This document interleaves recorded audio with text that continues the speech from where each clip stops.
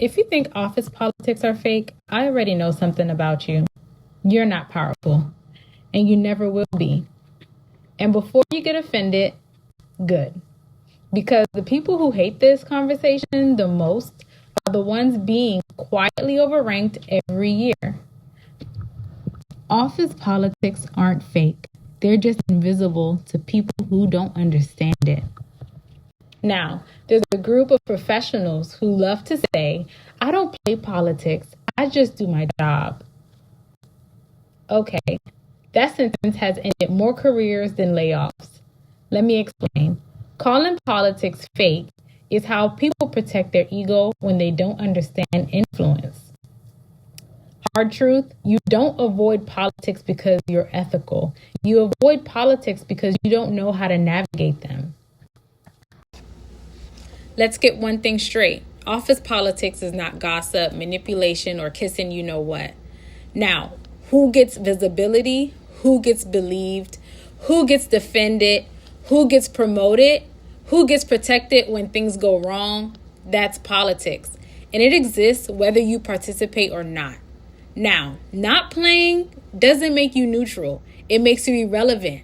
High performers hate office politics because they believe effort should speak. Effort doesn't speak. People speak. The workplace is not mediocrity. It's perception economy. Promotions don't go to the best worker. They go to the safest bet. If you don't manage perception, someone else will manage it for you and not in your favor. Let's break this down, starting with the results. You exceed every KPI, fix broken systems, and hit deadlines early, but leadership only hears about your work during annual reviews. What does that mean? You're productive, but not powerful. Second, relationships. Your coworker misses targets, but regularly checks in with leadership, aligns early, and it seems as easy to work with. What does that mean? Trust beats output when decisions are made. 3, reputation. You speak up in meetings, but you're labeled difficult, while someone else says less and gets labeled strategic. That means the story about you matters more than your intentions.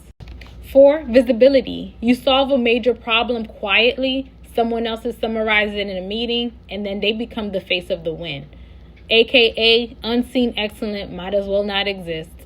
Number 5, timing. You pitch a great idea after leadership has already aligned on a direction. Someone else pitched a mediocre idea before the decision window closed. Meaning, right idea, wrong moment, you still lose.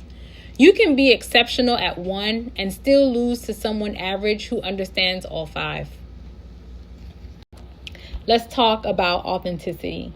Authenticity without awareness is just emotional laziness. Power requires regulation, not performance, not honesty, regulation. Powerful people choose when to speak, when to stay silent, and who hears what version of them. Refusing to engage in office politics doesn't make you noble. It makes you predictable. The workplace doesn't reward purity, it rewards awareness. Politics is strategy, not deceit. So, for example, knowing when to escalate, choosing allies, reading the room, understanding power flows, and protecting your reputation, you don't have to be fake. You have to be intentional. If you believe power should come to you automatically, you will resent people who understand it. And resentment is not a leadership trait. You can hate the game or you can learn it and stop losing. If this made you uncomfortable, good. Growth always costs comfort. At Penn Studio, we don't teach motivation. We teach navigation. Because discipline, emotional intelligence, and strategic awareness are how careers actually grow. Stop pretending politics don't exist. They're always going to be there. Start learning how power really works. Most people don't fail at leadership because they're incompetent. They fail because they're undisciplined in how they think, speak, and respond. Now, they confuse passion with control, honesty with influence, and effort with power. That's exactly why I built the Disciplined Leader. Not to motivate you, but to expose the gaps you can't see on your own. The Disciplined Leader course isn't about being louder, nicer, or even more confident. It's about mastering the behaviors that actually determine who gets trusted, promoted, and protected. If you're tired of being the smartest person in the room and the least rewarded, this is for you. In my course, you'll learn how to control your reactions, tone, timing, especially when emotionally frustrated or even right. Leaders don't vent, they calibrate. Authority without aggression. You'll learn how to set boundaries, hold people accountable, and command respect without being labeled difficult or emotional. Discipline is how you lead without raising your voice. You'll learn how leaders are evaluated when you're not even in the room. Because performance is what you do. Power is what people believe about you. Now, when it comes to communicating, you'll know what to say, what not to say, and who should never hear your unfiltered thoughts. You'll go over leadership self-assessments to identify your blind spots, behavioral audits that reveal how others likely perceive you, discipline checks that show where emotion overrides strategy.